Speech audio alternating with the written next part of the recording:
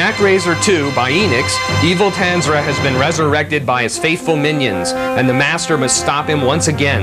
This time, the Master has more cool moves to execute.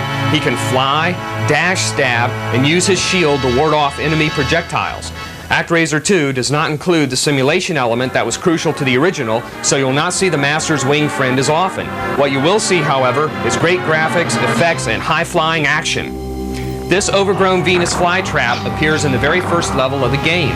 Simply avoid his projectiles as you charge up your sword and unleash a long blast of fire.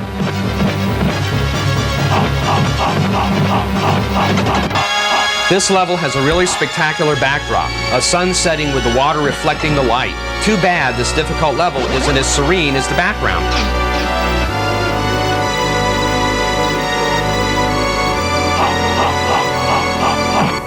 Tortoise Island is a much easier place to survive. Watch this cool effect.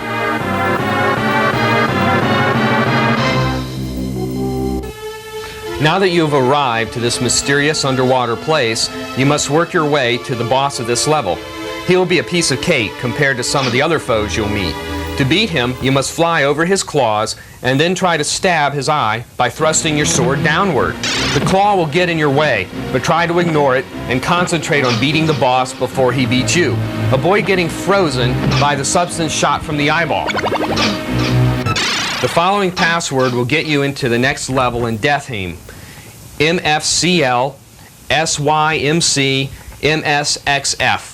All you must do from here is beat a bunch of bosses, and then you'll meet Tanra.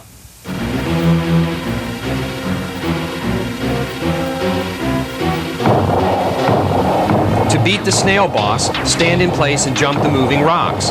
Then you jump and shoot about 3 times, and lastly jump and start flying. This will help you avoid the laser shots. Repeat this process.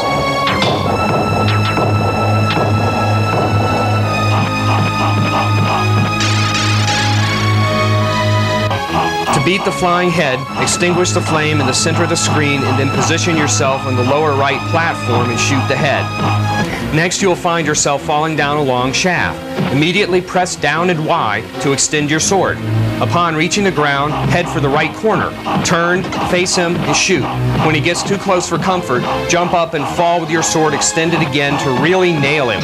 Keep up this attack until he is dead. The next area has 2 bosses.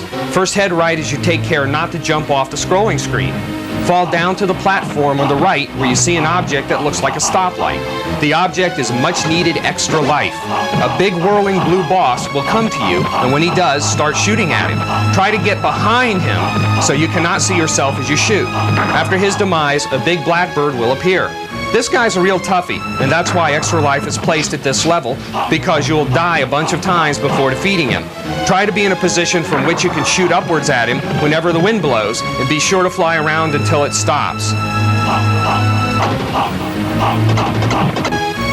The next boss is easy. If he ever appears near you, run in the opposite direction until he is no longer on the screen to avoid his attack. Wait until he is hovering high above, and then shoot his tail from the center platform. Only one more boss remains before Tanra. He is by far the easiest to defeat. Just shoot diagonally up at him.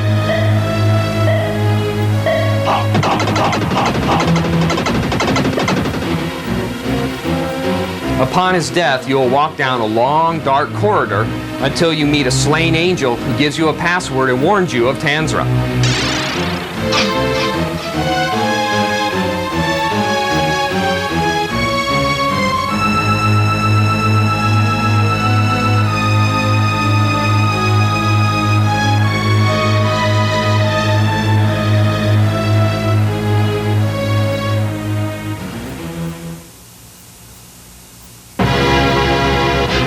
Have no fear, because Tanra is not as menacing as he looks. Simply stand next to the heart. Shoot the little floating fireballs until the heart opens, and then shoot the heart 3 times.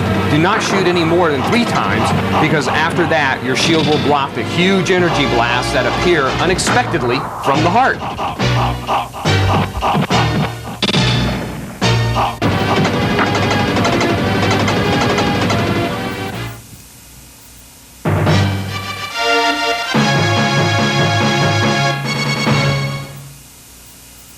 You've won the game, and now the credits must roll. Try beating the game on the hard mode to get a really cool ending. We bet you can't do it.